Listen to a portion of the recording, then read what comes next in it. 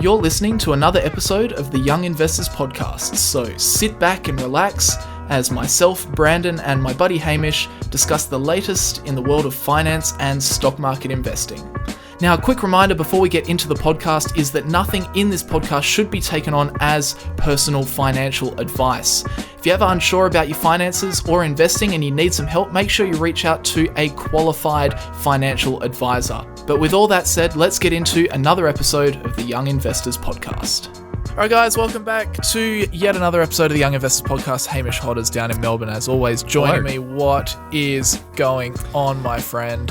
What's going on? Not much. It's another week in Melbourne. We had the Australian Open finish up over the weekend here in Melbourne, which I'm sure a lot of Australians, a lot of people around the world, I'm sure were tuning into. I guess it's Australia. Yeah. The Australian Open's kind of a difficult one for most places other than Australia to tune into. Kind of like how we, always, in terms of time zone, because it's difficult for us to watch Wimbledon, even the French Open, and then the US Open. They're all kind of at odd times. Because we're just in such a weird time zone, but yeah, hopefully some people time zones, bloody time zones. Yeah.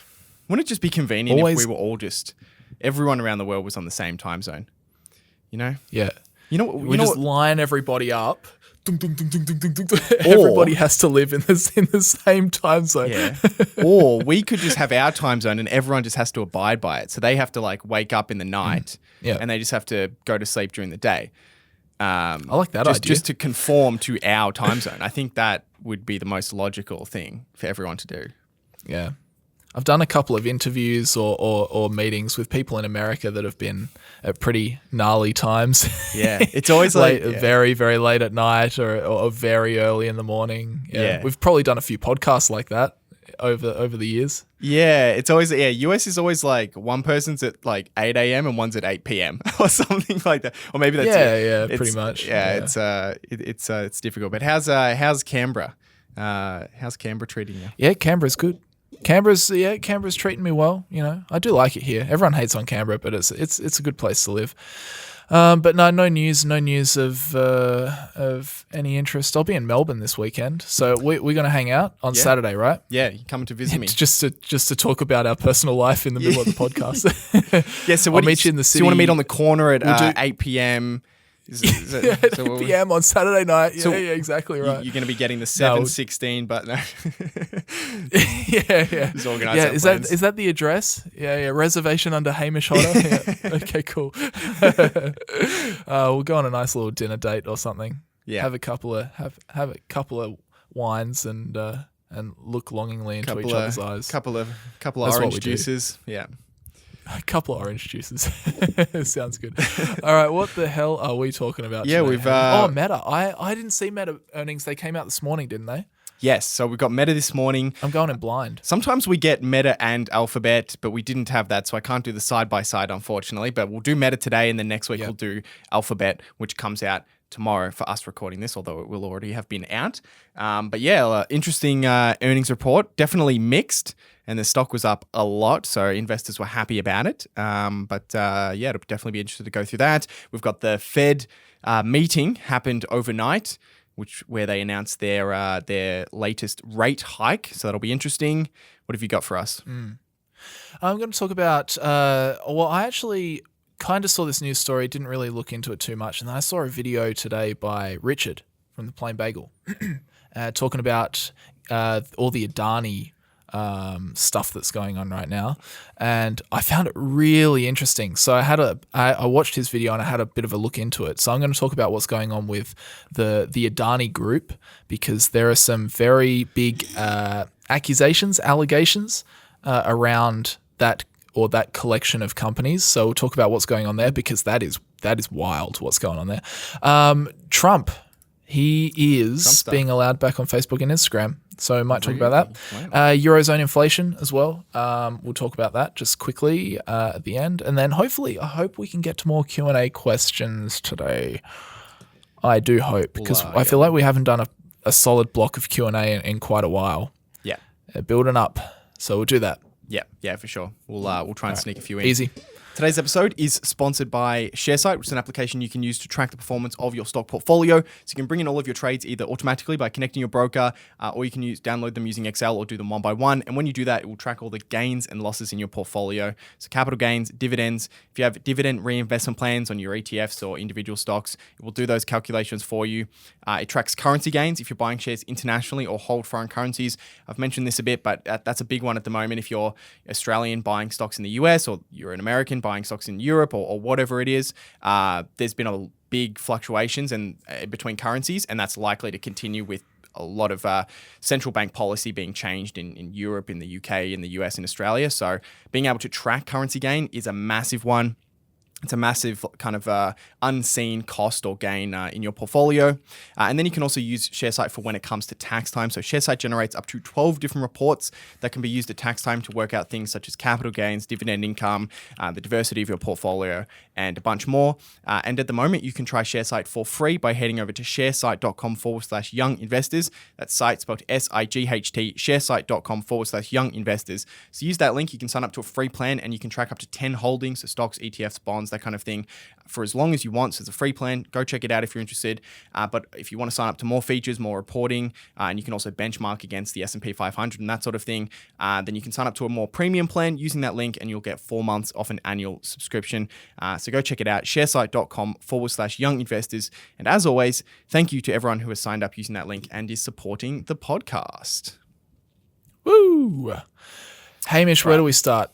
I think, honestly, I want to hear this Adani thing, because the only thing I know about Adani is that I always see the Greens party is really upset. Yep. And that's it. That's if you're an Australian, you probably do know, and you probably do know a lot about Adani, because there is a lot of activist pressure against Adani, because I don't know if they got it through or whether it's still being figured out. He wants to open like a massive coal mine in Queensland, I think. Right. And a lot of Australians are very much opposed to this because of climate change. There's a lot of different aspects to that, Indigenous land, that kind of thing.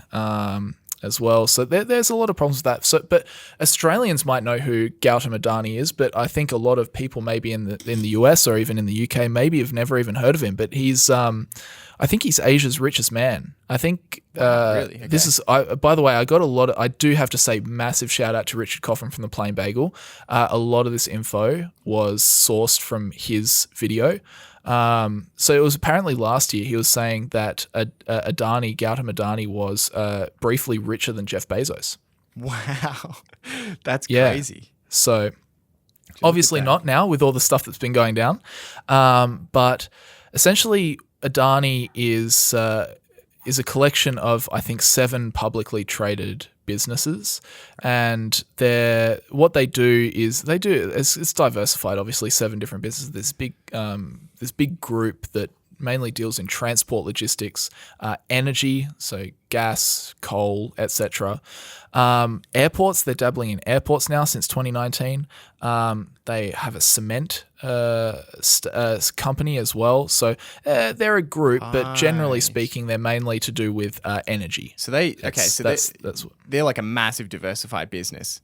Not just the energy. Adani Group, and then within the Adani Group, there's 7 publicly traded companies. I think. Okay, interesting.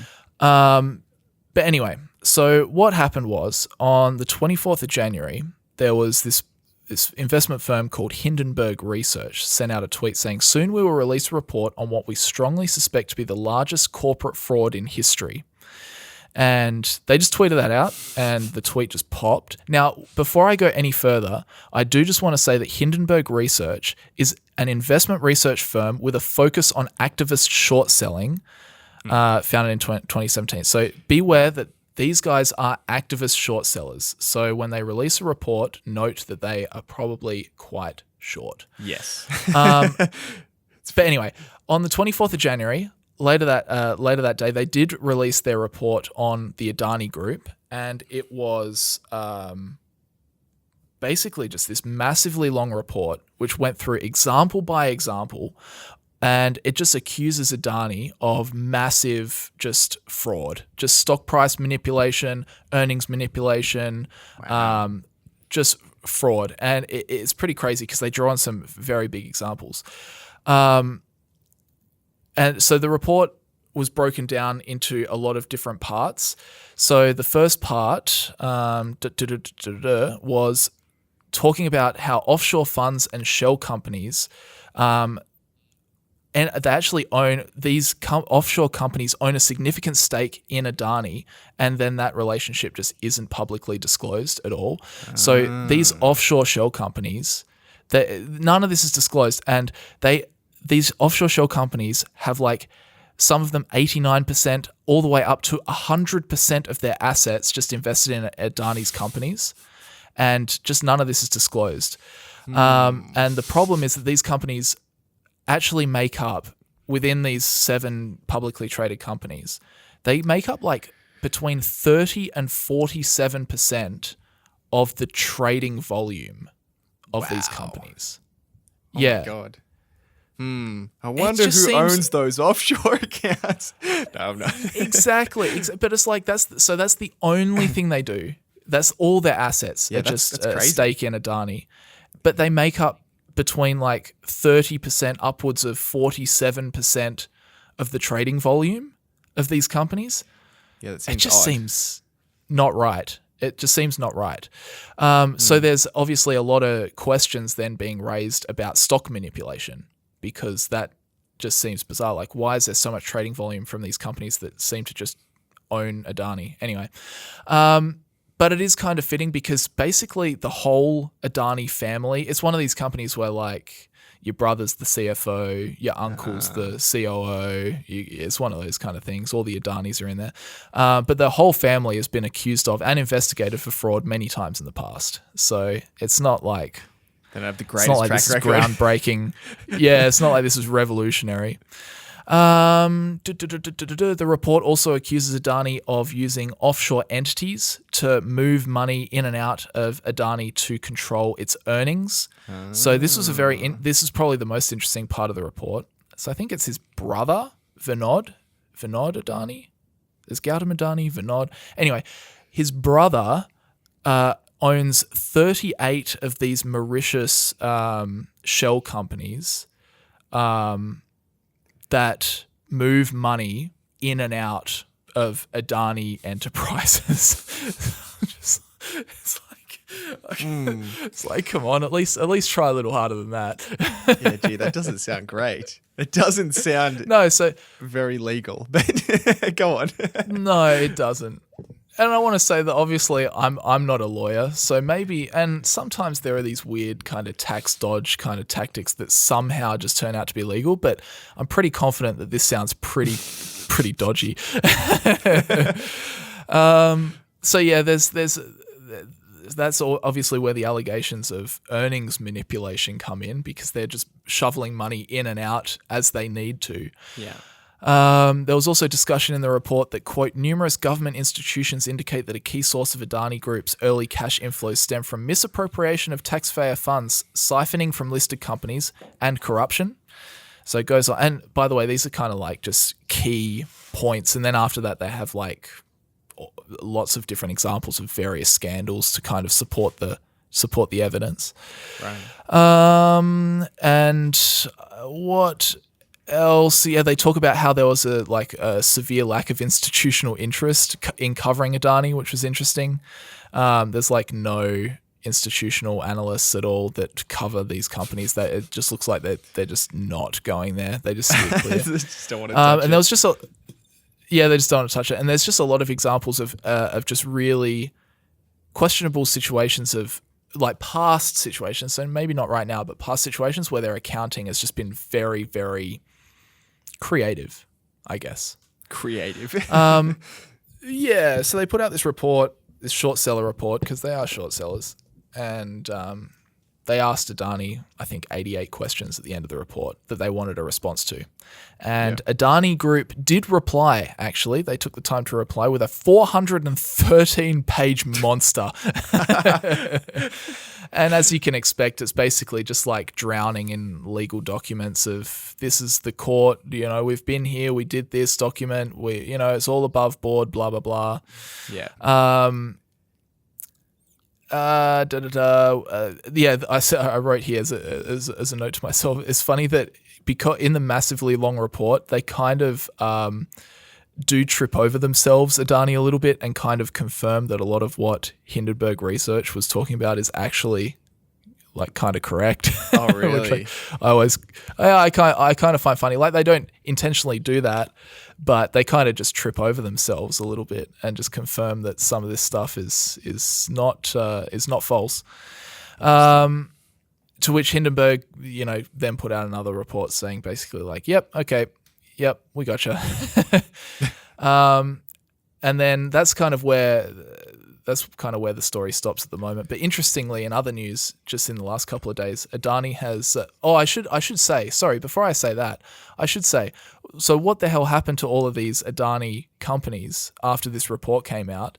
Well, there's 6 or 7 publicly traded companies. Adani Enterprises dropped 50%. Adani Ports dropped 37%. Adani Green Energy dropped 39%. Adani Total Gas dropped 51%. Adani Transmission dropped 35%. And Adani Power dropped 20%. Wow. So this report has clearly worked for Hindenburg. Yes. Oh my goodness. Yeah, they've definitely made a lot of money, at least, regardless of whether it's true or not. That short selling firm has done pretty well. So that's crazy. That's actually a crazy reaction. Yeah, I do find it funny, the 400-page document. Yeah, just drown them in as much paperwork as possible and hope that people don't read it. It's like their strategy. Yeah, basically. It's like but it went so stupid, their response, that like they kind of accused Hindenburg of like racism and like not liking Adani because they're Indian kind of thing. Okay. I think in their response, in Hindenburg's response, they actually put in a line like saying that we actually really like India, by the way, and we think it's a thriving economy and it's going to be a great superpower in the future. It's like, oh my God. Yeah. Like the fact that that's even in there is hilarious. That's crazy. But yeah, so that's what happened to all these companies. So as you can imagine, poor Gautam, he's had a little haircut. And the most recent news is that, unfortunately for Adani, they've now called off their $2.5 billion share sale after the decimation of their stock price. They say, quote, "Today the market has been unprecedented and our stock price has fluctuated over the course of the day. Given these extraordinary circumstances, the company's board felt that going ahead with the issue would not be morally correct." Right, okay. In the next line, don't worry, we've got 13 shell companies working on it. We'll get it right back up in no time. We'll get it right back up. Yeah, don't worry, guys. Don't worry. Just give us a couple weeks. We'll pump it. So that's kind of funny. They say, quote, "Our balance sheet is very healthy with strong cash flows and secure assets, and we have an impeccable track record of servicing our debt. This decision will not have any impact on our existing operations and future plans," which is kind of funny because I think a lot of their companies actually produce negative cash flow. So I don't know where they got that from, but anyway. And that's kind of where we stand at the moment. So I guess more to come. We shall see. Yeah, so there's been no kind of legal investigation or anything like that, I guess. Oh, no, not yet. I think there will be.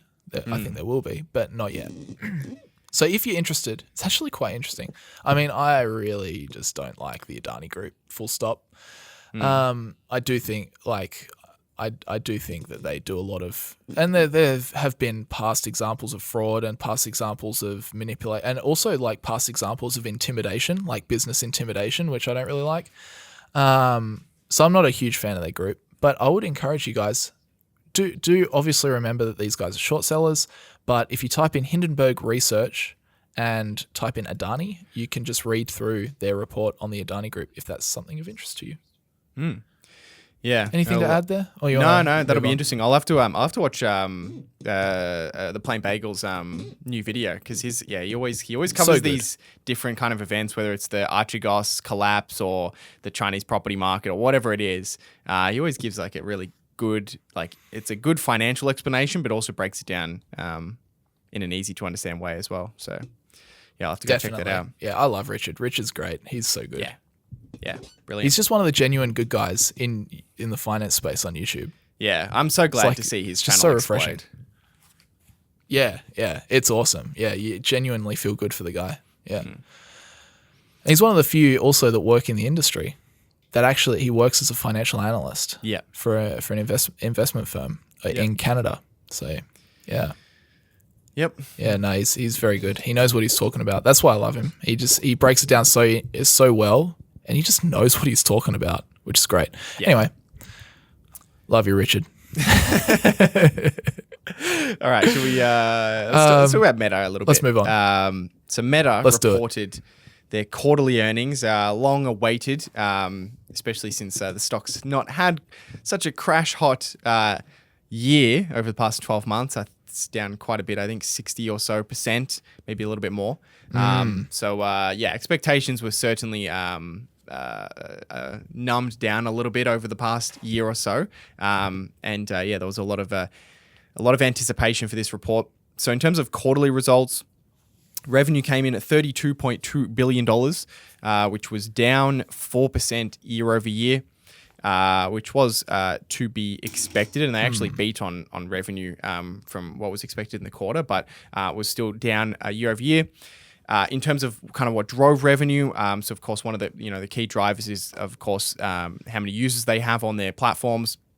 In terms of the Facebook and Messenger platforms, they have 2 billion daily active users. They just passed the 2 billion mark, which is massive, which was up 4% year over year. Monthly active users for, again, Facebook and Messenger reached 2.96 billion, which was up 2% year over year. And then in terms of the family of apps, so including Facebook, Messenger, Instagram, and WhatsApp, it reached on a daily basis 2.96 billion, which was up 5%. And monthly users for the family of apps was 3.74 billion, up 4% year over year, which is just astounding that they have 3 billion people that use one of their apps every single day. And I think there's about globally, there's about just over 4 billion people who have access to the internet, and about almost a billion of those are in China. So and Facebook doesn't operate in China. So if you remove people without the internet and people in China, and just really Facebook's addressable market, which is people with the internet ex China, it's like they're pretty much everyone's using them every single day, which is they've actually got then. That's crazy. That is properly crazy. Yeah, like it's one thing to crazy. It's one thing to be like, 3 billion out of 9 billion, like that's pretty good, but it's really 3 billion out of like 3.2 billion. If you're really if you're using every single day, which is just astounding. I feel like the monthly. I feel like the monthly. I used to think. I mean, we always talk about the daily and monthly users. I used to think the monthly users kind of meant something, but now I'm realizing it really doesn't. I mean, all you have to do is log in once during the month. You can really be quite inactive. That's 12 times a year. Yeah, exactly. I mean, if one person messages you on Facebook Messenger and you reply to them, and that's all you did on Facebook's apps, you'd still be counted in that monthly user. So the monthly is probably not as relevant as the daily, but the daily is incredibly impressive nonetheless. So then in terms of... daily's where it's at, definitely. Daily's just insane. It blows my mind. Like that is... Yeah. Like you could say hello to your mum 12 times a year. Yeah. And like literally just send one message each month saying, hi, mum. And that's all to be counted into that monthly. But to be there every single day, logging in, Facebook, Messenger, WhatsApp, Instagram, that is mind-blowing. Yeah. Very mind-blowing. Crazy. So in terms of revenue, so revenue really comes from, you can kind of look at it on two dimensions. One is how many ad impressions they serve, so how many ads they serve, and then the price per ad. And Facebook they don't give these numbers, but they give how these have grown over time. And ad impressions, of course, is going to be driven by a number of factors: how many users, how much engagement, and then how many ads they choose to place, or the types of ads and where they place the ads. So there's kind of a lot of factors that go into these two dimensions, but these are kind of the two levers that they can pull. So in terms of ad impressions, they increased 23% in the fourth quarter, or year over year during the fourth quarter. And then in terms of the price per ad was down 22%. So that kind of gives you an explanation of why their revenue was down 4%. They had a 23% increase in the number of ads placed, but the price per ad dropped 22%. And if you kind of multiply those two changes together, you get to minus 4% overall in terms of revenue. So essentially, So they went for the strategy of more real estate. yeah, so essentially that they served more ads but got paid less per ad. And again, there's so many factors that go into this. And maybe you could say part of this is a shift in the advertising industry potentially that Google has kind of faced a little bit as well. But I would imagine a large part of this is likely, and Facebook has said this as well, is this shift of the use of their platforms towards Reels. So Reels, they can put they can place ads more frequently. People are actually engaging through Reels and engaging with Facebook platforms more than they were before. So they're seeing more ads, but the ads generate far less revenue for clients. So the clients are willing to pay less. It's kind of a bidding system. So they bid less for those ads because they get less results.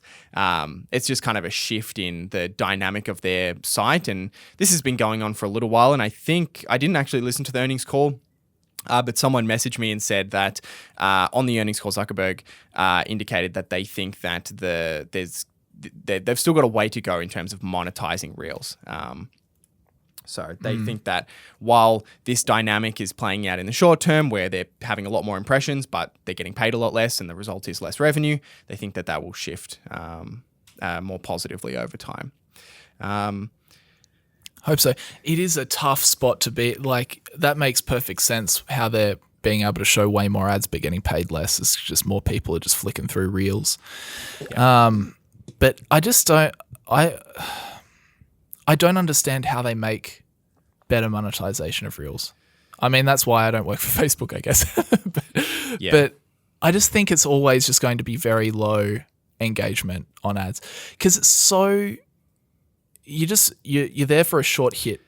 You're not looking for an ad. You're not looking to click and book your next holiday. You're not looking to buy a t-shirt. You're not looking to do whatever, sign up to Adobe Creative Cloud or whatever. So I just feel like it's just, whereas when you're scrolling through Facebook, sometimes you do shop, sometimes you check Marketplace, sometimes you do interact with ads, that kind of thing. When you're just scrolling, that's just straight entertainment. Yeah. And as soon as you see, I don't know how your experience is, but as soon as you see an ad on a reel, on something that you're just flicking through, boom, it's gone in 0.1 of a second. Like I don't even give them, as soon as I realize that it's an ad, boom, gone. Yeah. Boom. Never even look.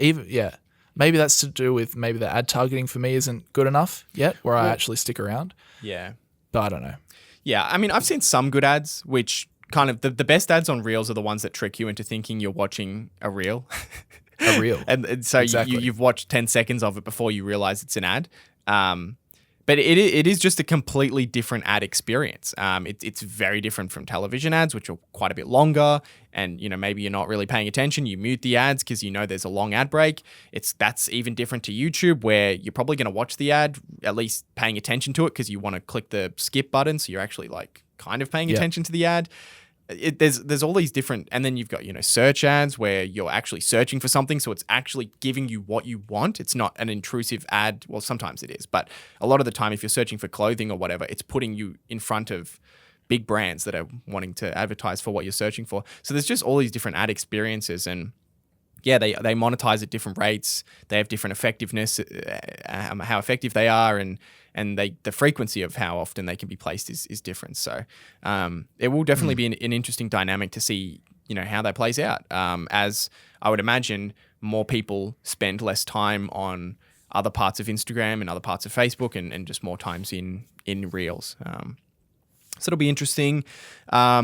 FX, currency exchange, was a big impact as it's been with a lot of global businesses this year. Without the FX impact, revenue actually increased 2%. So they did have a modest increase, without FX, but with FX, they had a decline. Same with most businesses. In terms of the full year, revenue came in at $116.6 billion, which was down 1% year over year. Or if you remove FX, it was up 4%. Again, we can talk about ad impressions and price. So ad impressions were up 18%. And the price per ad decreased 16%. And then again, that results in negative 1%. So very similar story, more ad impressions, lower cost per ad. In terms of operating income, it came in at $28.9 billion, which was down 38% year over year. So costs increased by 23% in a year where revenue did not. Which is that's been the story of Meta over the last couple of years as they've pursued this virtual reality business. Yep. And light your money on fire. Go do it. I dare you. Yeah. Exactly. That's all right. No, so there's a bit of a nuance here. So they had some restructuring costs, and some of these might be kind of mind blowing. So they had $1.8 billion that they spent. Which is a one-off expense to consolidate their offices and facilities. So they went through a whole process of, they had too many office buildings. They'd leased out too many things. They're subleasing some things. They're selling some land. Right. They're just doing a whole bunch of restructuring. Here's a massive one. So we've heard a lot about the layoffs that a lot of these tech companies have been doing recently. And these layoffs aren't free. They have to pay severance. And these tech companies have promised a lot of these staff big severance. Often it's 3 months pay or something quite significant, maybe even more than that. Yep. So they laid off 11,000 people in the fourth quarter. They laid them off in the first quarter, so we don't see it in the headcount yet. But the restructuring cost was in the fourth quarter.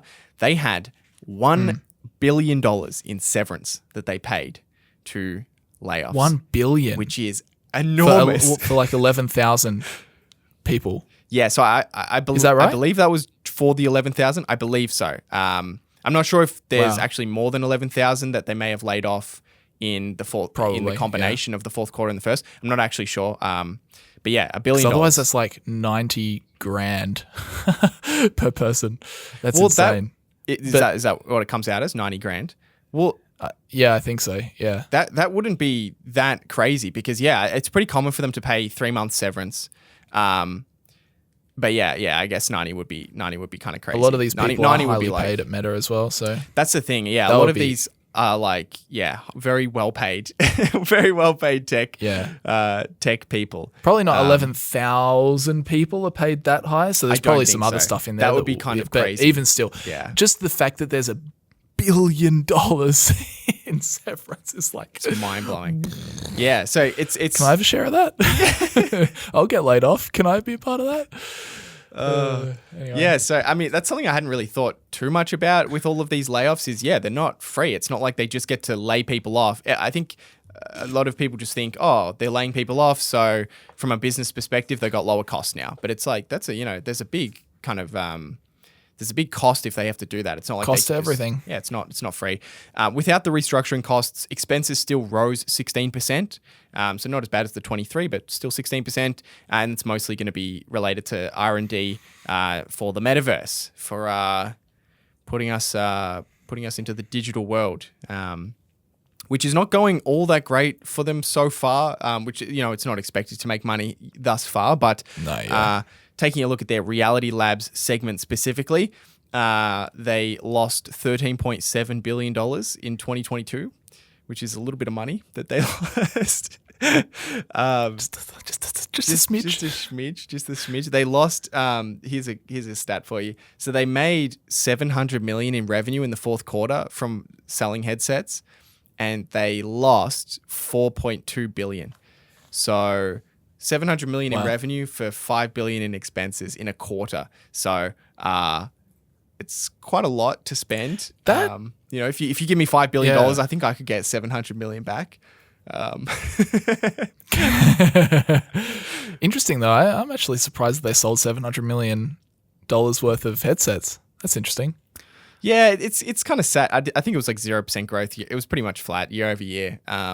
Oh, okay. Right. So it's been pretty similar. It'll be interesting to see because they just released a new headset, which is kind of a very premium headset, $1,500, which came out in October, so late in the fourth quarter. But that'll be interesting to see if that has any kind of drive in terms of this business segment. But yeah, they'd have to sell a lot of headsets to make up $14 billion in losses a year.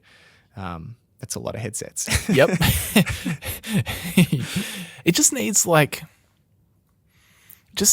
to find that core use case.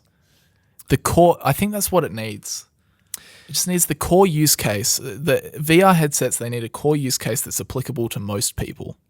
That's what they need to find. That's what they really need to keep experimenting with and figure out what is the use, what is the benefit, the main benefit of using one of these things for most people, and then they need to just find that and refine it and push it as hard as they can. Because even now, like, I think the main use for VR is either, I would say, architecture and construction or video games.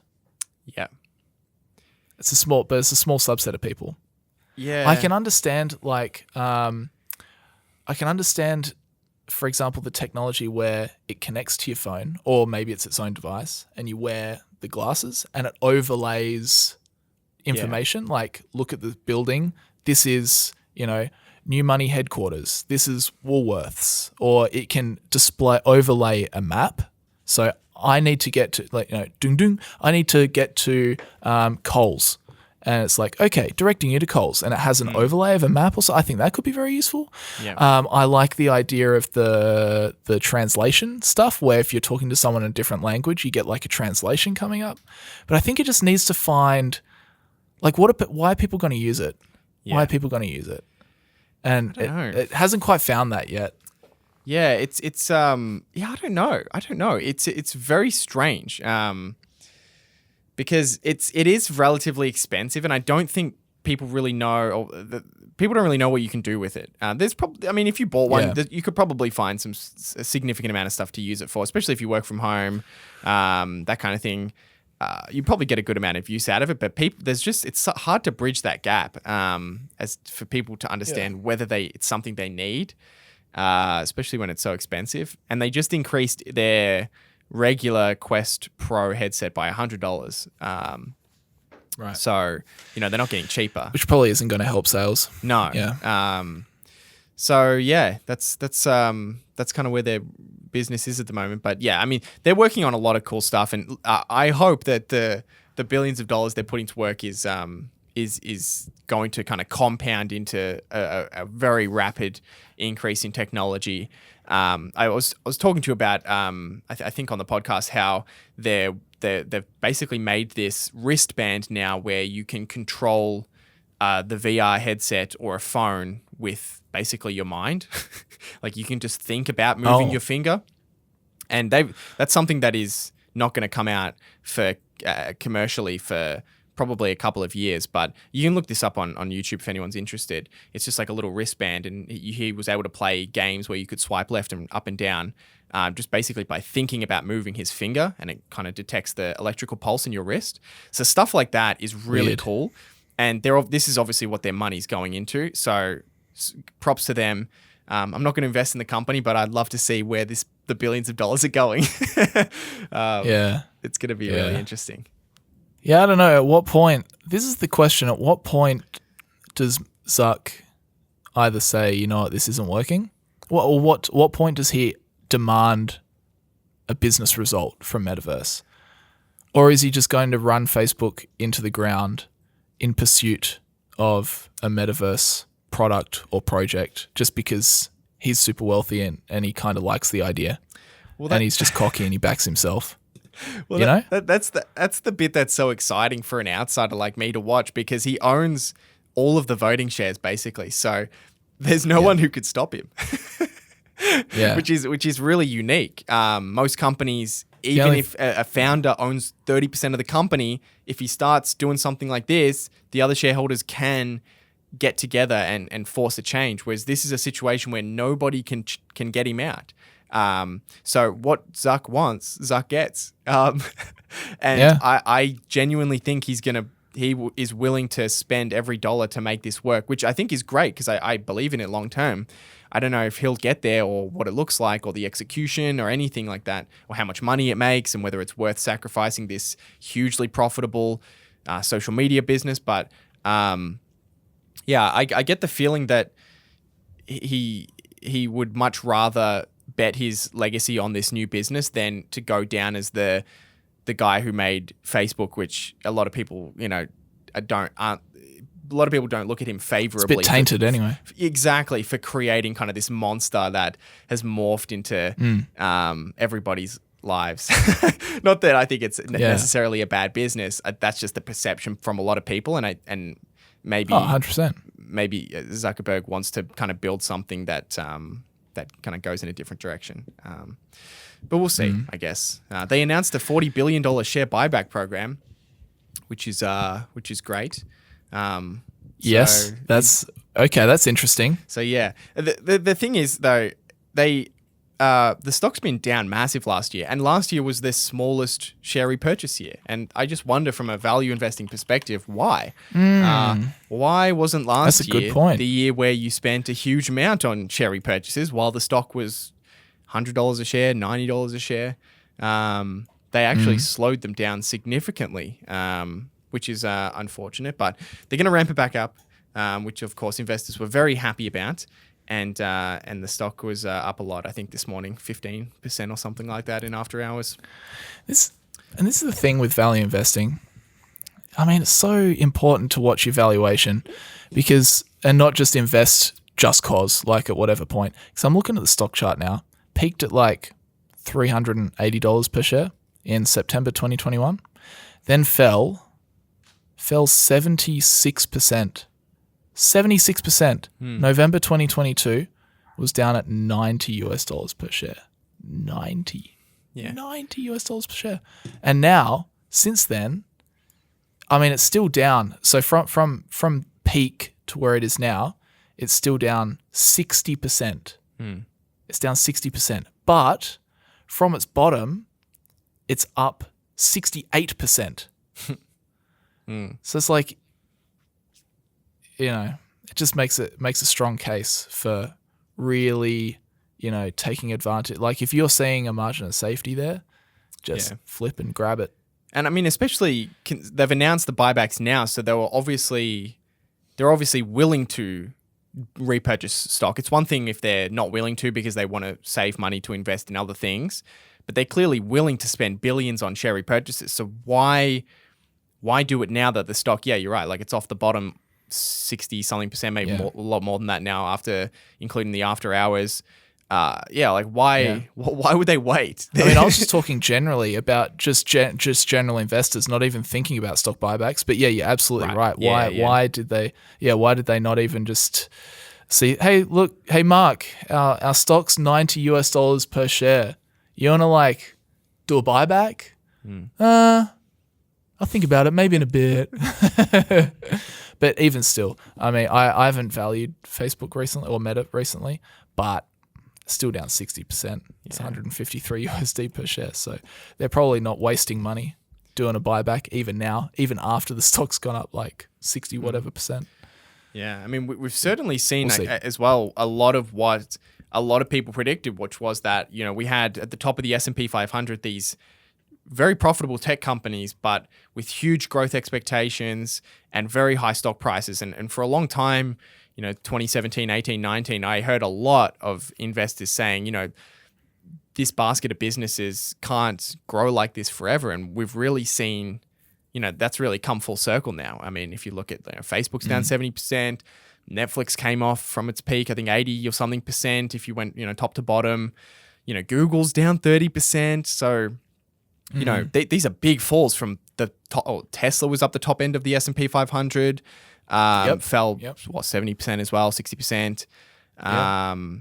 What else is up there? Microsoft is not down that much, maybe 25%. But yeah, I mean, looking back, we've really, at least so far, maybe there's more to come, but we've at least so far seen a large, a massive decline in some massive businesses. And if you're looking at more unprofitable tech, then yeah, it's not uncommon to see 80, 90, 95% down, which is mind-blowing kind of looking back, because we spoke about this quite a lot a few years ago as seeing, these companies with 40, 50, 60 PEs and expected to grow at 50% per year.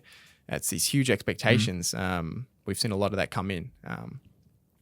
So yeah, it's been interesting to watch. All right, Hamish, we best move on, Yes. my friend. What do you want to go? Best move on. I'm going to whiz through Eurozone inflation, then I want to hear you talk about the Fed. So we'll get the inflation-y interest rate macroeconomics out of the way, the boring stuff. It's actually so depressing that like the last year of this podcast, it's just been so macro. It's like, that's really not what we're about, but it's just what's been happening. It's just what's been happening. Yeah. Excuse me. Anyway, Eurozone inflation. It dips for the third straight month. So this article says inflation in the Eurozone dropped for the third consecutive month. Who would have thought? In January, on the back of a significant fall in energy costs, headline inflation in the Eurozone came in at 8.5% in January, according to preliminary data released on Wednesday. In December, the rate was 9.2%. So we got 9.2 in December to 8.5 in January. Yep. So we're coming down. Energy remained the biggest cost driver in January, but once more softened from previous levels. Energy charges fell to an estimated 17.2% in January, down from 25.5% in December. However, charges, I think that changes. I think it changes. I think that's a typo. Anyway, could be either, I guess. However, food costs rose slightly from 13.8% in December to 14.1% in January. Ooh. Okay. The 20-member region has gone through substantial price increases in 2022 after Russia's invasion of Ukraine pushed up energy and food costs across the bloc. However, the latest data provides further evidence that inflation has started to ease. Core inflation, which strips out energy and food costs, stood at 5.2% December, in line with the previous month. Quote, the key point is that core inflation was unchanged at a record 5.2%, so the ECB will remain very hawkish, Jack Allen Reynolds, senior Europe economist at Capital Economics, said via an email. The economic indicator is being closely watched ahead of a new interest rate decision due out on Thursday, so literally tomorrow, or it will have already happened by the time this goes out.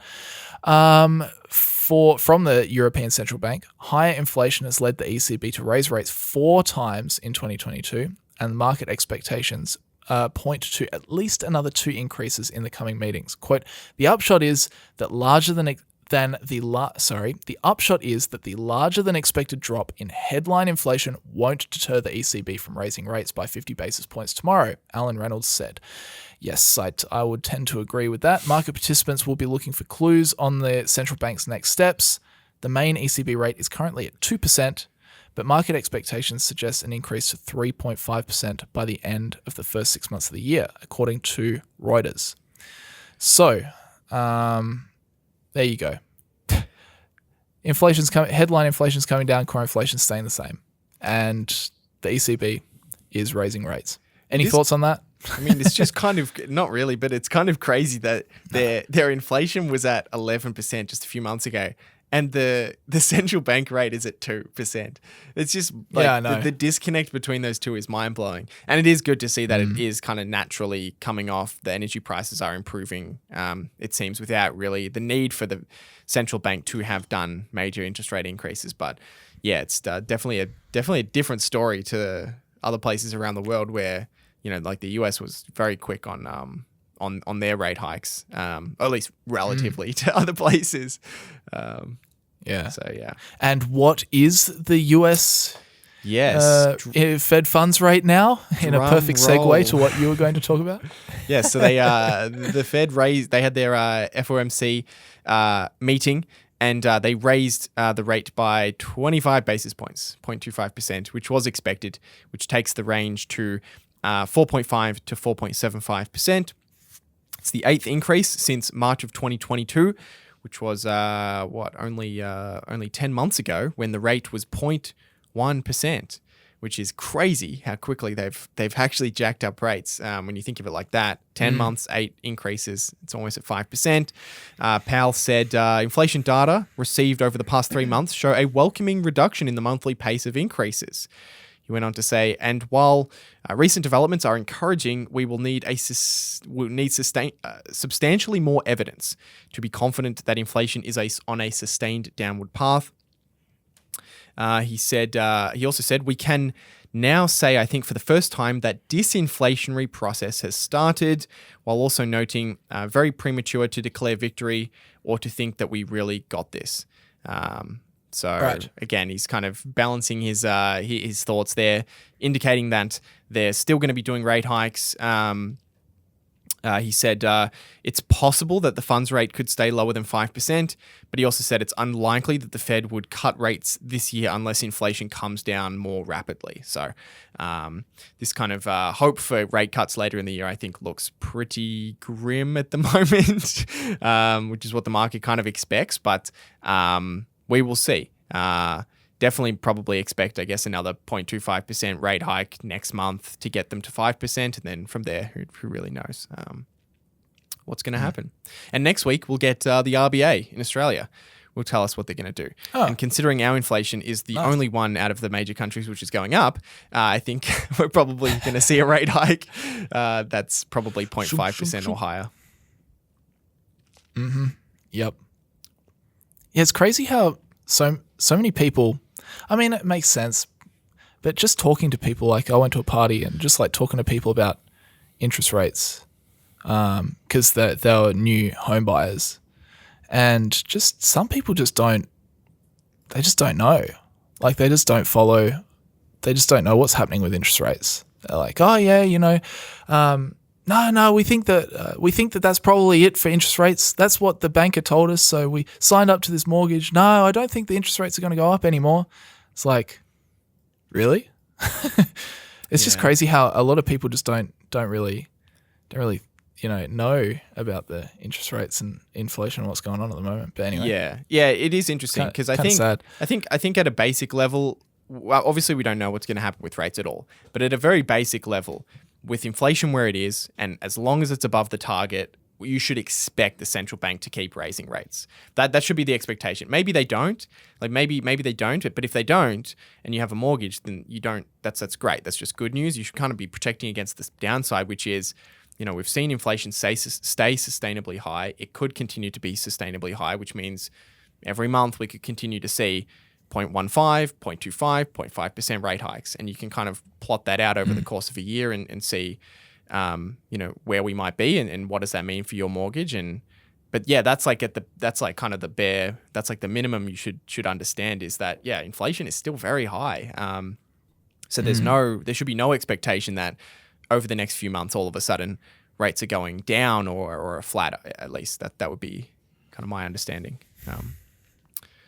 Yeah. So yeah. All right, cool. Anything else? Oh, just very quickly. Trump is now allowed back on Facebook and Instagram. Oh, Meta will allow former President Donald Trump to return to Facebook and Instagram in the coming weeks. The company announced 2 years after his suspension was enacted following the 2021 insurrection at the US Capitol. Quote, as a general rule, we don't want to get in the way of open, public and democratic debate on Meta's platforms, especially in the context of elections in democratic societies. Like the United States. Nick Clegg, Meta's president of global affairs, wrote in a blog post announcing the decision. Quote, the public should be able to hear what their politicians are saying, the good, the bad, and the ugly, so that they can make informed choices at the ballot box. Facebook, Twitter, and Google-owned YouTube all made the unprecedented decision to block the sitting US president from their platforms at the time, after they determined doing so outweighed the risk of potential further incitement to violence. The platform's moves varied in their degrees, however, with Twitter opting for a permanent ban and Facebook saying the suspension was temporary, eventually setting a timeline of 2 years before it reviewed the decision. Interesting. There you go, he's back. I think especially since, his politics aside, which is, a completely different issue to this, but I think with him likely running for president, I think it makes sense. Like, I think to me, it's kind of odd that you would have someone who's running banned off the social platforms that everyone accesses their news, basically. To me, that's where I sit on it. Obviously, there's still rules, so I think within reason. But yeah, It's difficult, isn't it? I generally agree with the idea that if someone's running, yeah, maybe what they're saying is you might think what they're saying is wrong, or you might even think it's really bad. But at the end of the day, I think we should be able to hear those voices, especially the people who are going to be voting on these people. And honestly, in a lot of cases, if you just ban people, it kind of just riles up people to, want to vote for them, I think, in a way. Yeah. So like I don't think it helps to block anyone's speech unless it goes way too far. At least that's my kind of, I don't know, very general. Yeah, it is difficult because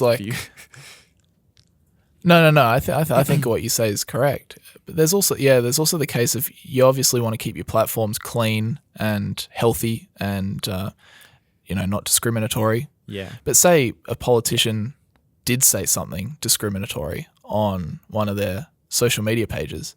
I mean, that has a natural consequence. They're going to lose a lot of voters for that. Yeah. So it's there. I know that this is kind of a weird take, but there's also a case to be made, like what this guy Clegg is saying. Just let everything stand. Yeah. Because then the public can just see everything that happens. Yeah. And obviously, if one of them, you don't really want to leave like discriminatory stuff up. But if you see that one of the politicians is just obviously just posting sexist or racist comments, let's say at the extreme, then obviously that if that stands and everybody gets to see it, that's probably doing them more harm than good, and they'll probably lose votes. And then maybe by banning them, that's actually a positive for them in the long run, because more people won't actually see that stuff. So they won't know what that politician did. And then maybe they'll be like, oh, yeah, I might vote for him. Why not? I don't think he's done anything wrong, or something like that. Yeah, I don't know. Maybe I'm too optimistic. Weird. It's hard to... Yeah. I like to think that people in the face of multiple opinions can come to a rational decision but maybe I'm too optimistic. Yeah, maybe. Who knows? Yeah. You seen some of those like videos of like just like smart reporters going around to Trump rallies, just being like, "Hey, what do you think about this?" And they're just letting the trumpets just toot their horns. It's just like some of the stuff that they say. Yeah, well, it's so discriminatory, and they don't even realize. Like they either don't care, which is probably more what it is, or they just don't even realize like what they're saying. It's just and I mean it definitely goes on both sides of politics. I can't remember exactly who it was, but there was someone doing a kind of a HBO documentary where they went to these rallies, and there's a lot of that on YouTube, but they kind of put it into a HBO documentary. And and that they were going to Trump rallies, but also going to Democrat rallies, and just finding the most like extreme people on both sides, just with these crazy ideas. And it is just mind-blowing that these people exist. Like, it's just like, wow, you really think that? Okay. It's like, how do you think that? Please stay away from the voting booth. Yeah, geez. Please don't exercise your right. No, we shouldn't say that. All right, let's do some Q&A and let's round this thing out. We've got we've got maybe 5 minutes or so. Let's get through some Q&As. I'll ask you this one. Love this show. Well, thank you. I know Brandon has been a Tesla shareholder for quite some time. I would love to hear how he goes about valuing the company. The more in-depth, the better. Thanks, guys. Okay, can you just give us like a 2-hour kind of keynote on the valuation? Let's start at the top. No. So I won't. I'm not going to go into numbers or anything like that. I do want to start by saying, and this is something that's because I talk about Warren Buffett, Charlie Munger, value investing, and Tesla doesn't fit. It doesn't fit. And I do want to note that I bought Tesla in 2017. Okay, that's when I invested in the company. And at the time, I treated it as a speculative position. So 90% of the portfolio, you keep it in rock solid value, undervalued stocks, big moats, great management, margin of safety. And then 10%, I'm happy to just play around with, or not even play around with. Like, I don't buy things like Bitcoin and whatever, but just like still businesses. I still invest in businesses, but maybe ones that don't quite. They have some yellow flags, Yeah. And Tesla obviously back then had yellow flags. I think at the time I invested in it, it was at a market cap of roughly 50 billion. And even with all that's gone on today, it's still at a market cap of 570 billion. Yeah. So Yeah. I just wanted to put that there, not saying like, oh, look at me or whatever, but just being like, I'm not someone that's been messing around with it for like the last 3 years when it's done like 15x and then it's crashed by 80% and now it's bounced by 20%. That wasn't me. Yeah. No, I remember when you were buying at the time, we spoke about it quite a bit, and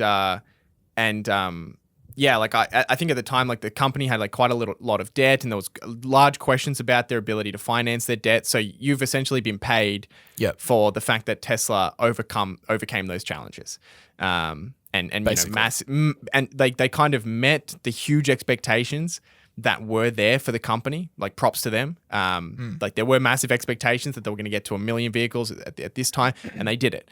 And they did it in an efficient way where they've got a lot of cash available to cover their debts. And so that's a very different kind of situation to, where the stock's been at other times, I guess is what I'm saying. Yeah, and now you can actually do a discounted cash flow analysis on Tesla. You actually can, which we couldn't really do it very well before.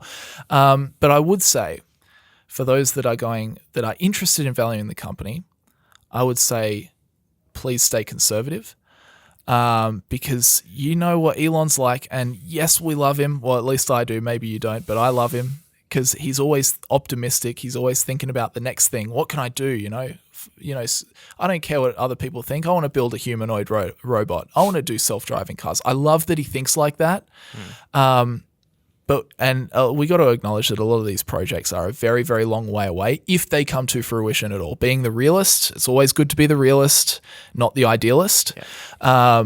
So I think the way to do it, if you want to be really conservative, and I know someone's going to comment, Tesla's not more than just a car company, but you just have to treat them like a car company.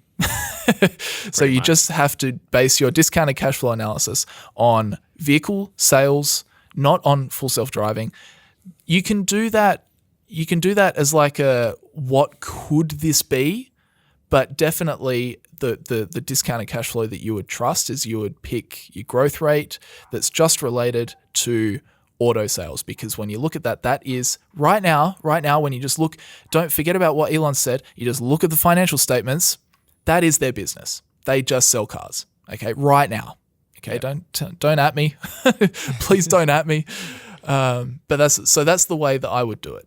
I would be conservative in that respect. Yeah. What do you think?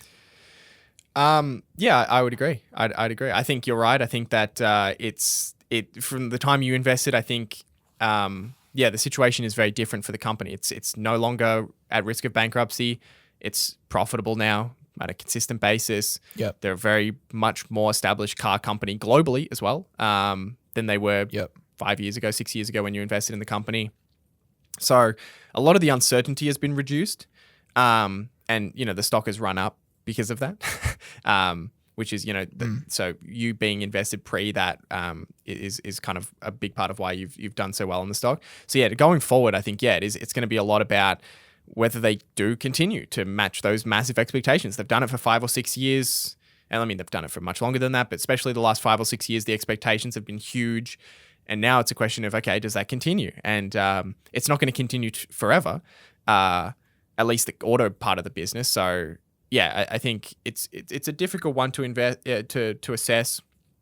I think every stock can be a value investment because, theoretically you could project a large enough growth rate if you can be very confident they'll achieve it. I just don't know if you can get there with Tesla, with their the auto, with their other parts of the business that have not developed yet. But it's just fascinating to watch. It's just one of those businesses I love watching. Same with Meta. Like I'll happily watch and see how the metaverse plays out. It's going to be interesting. I get behind the founder. Not many people are doing that, putting billions of dollars into new industries. So it is interesting to watch. The only thing I'll just quickly say as well, Tesla, in their earnings report, guide 50% compound annual growth rate of vehicle deliveries for the foreseeable future. If you're doing a discounted cash flow analysis over a 10-year period, you're going to hold the stock for 10 years and you're going to sell it, and it's going to grow. They're going to grow their cash flows at 50% annually. Hamish Hodder, would you use 50% growth for a 10-year period? Yeah, I wouldn't use 50% for 1 year, but yeah, okay, 50% over 10 years. I don't even know what that is, but that's an enormous multiple in their earnings. I don't even. Yes, I think if you compounded that and you literally did 50% for like 10 years, they would basically own the entire Earth. Yeah, it would be a 60. You're talking about a 60x in their earnings, basically over 10 years, which is not many companies 60x their earnings over their lifetime. So you're talking about. Just say, yeah. So one thing I'd say is for Tesla, don't use a growth rate of 50%. Please be more realistic, please. All right, I'm going to ask you this. I've lost it already. That's handy. Who do you think will do generally better over a 40-year period? The investor that picks individual stocks but is never fully invested because they want to have funds available to purchase big dips, meaning they can have periods where they might be 80% cash, or would the person that puts all their money they can each paycheck into an index fund, so 100% of their cash is always invested? I know there's a lot of factors, but generally speaking, if you had the first group compete against the second group, which investing style do you think will probably outperform over a 40-year period? Yeah, it's a good question. And I can say unequivocally that the group of, you could do this experiment many times, and almost every time, the group of index fund investors that are fully invested, dollar cost averaging, will beat the group of picking individual companies. And that's just because the index will beat the vast majority of people who are picking individual companies. I mean, even if you took people picking individual stocks being fully invested, which is, most funds are fully invested, right? Even in that circumstance, you're not even talking about being in cash, then the index is going to beat most of those investors. So can I just say, I'll just say that with the stat just quickly, over the last 15 years, 89% of actively managed funds in America have not beaten the S&P 500. So this is not just people like us, everyday Joe investors. This is the professional money managers. 89% of them over a 15-year period haven't been able to beat the S&P 500. It's insane. And I'd probably argue, fund managers have some advantages and disadvantages. They're limited in how they can move. They tend to kind of follow each other so that they don't stand out from the crowd. But they do have access to a lot more resources than us. So it's difficult to say if they're in a worse or a better position than an individual investor. I'd probably say slightly worse if you know what you're doing. But clearly people beat the market by picking individual companies. And the market operates a lot of the time on emotion and fluctuates from these periods of optimism to pessimism. We've seen it, especially over the last couple of years. So there is the opportunity to do well, but there's a lot of elements that go into it. Good valuation, being able to assess businesses, temperament and discipline and patience is a big, the psychological part of investing is massive. Charlie Munger talks a lot about that. So it's very difficult, and most people won't do well doing it. So, certainly if you're not someone who has a passion for picking individual companies, then you can beat most people you'll beat most people who do have a passion for picking individual companies just by buying the index. So, that's case closed. That there's not really there's tons of data on this already available. So yeah, I think you're right. If you apply it just to like a group of people in the general population that are doing these two strategies, index wins every time. Yeah, you would have to be a standout, active investor to beat the index. Yeah. All right. And with that said, that will just about do us for today, guys. Thank you very much for tuning in. As always, if you wanted to ask a question, just head over to the latest version of the podcast on YouTube and drop us a comment, or you can leave a question in the Spotify question box and we'll chuck it in and probably get to it in the next few weeks. But apart from that, thank you very much for joining me as always, Hamish. Always good to chat with you, and I will see you on Saturday night at your place, which is 25. No. Oh dear.